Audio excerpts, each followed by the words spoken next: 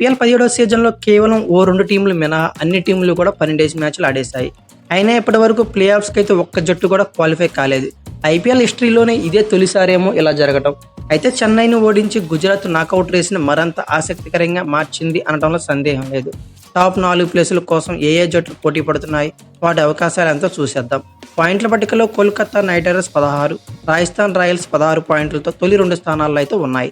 Net run rate 1.453 కేకేఆర్కి ఎక్కువ ఉండటం వల్ల ఫస్ట్ ప్లేస్లో నిలిచింది. ఆ 2 జట్లు చెరో 11 మ్యాచ్లు అయితే ఆడేశాయి. ఇవాళ ముంబైతో కోల్కతా తలపడనుంది. ఇందులో విజయం సాధిస్తే ప్లే ఆఫ్స్కి అయితే అర్హత సాధించిన తొలి జట్టుగా నిలుస్తుంది. రాజస్థాన్ ఒక్క మ్యాచ్లో గెలిచిన నాకౌట్ దశకైతే వెళ్లిపోయినట్లే.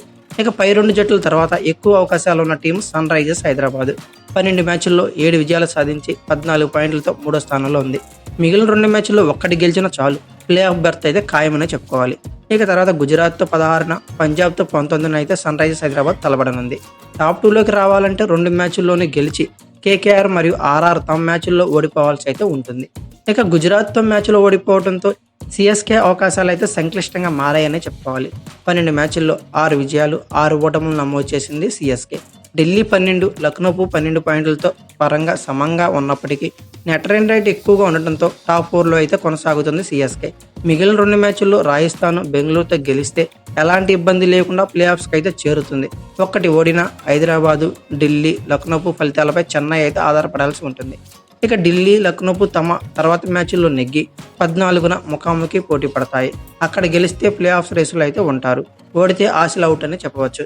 నెట్ రన్ రేట్ ప్రకారం లక్నోపు కంటే ఢిల్లీ కాస్త మెరుగ్గా ఉందని చెప్పుకోవాలి. బెంగళూరుతో ఢిల్లీ మే 12న ఆడనుండగా ముంబైతో మే 17న లక్నోపు తలపడుతుంది.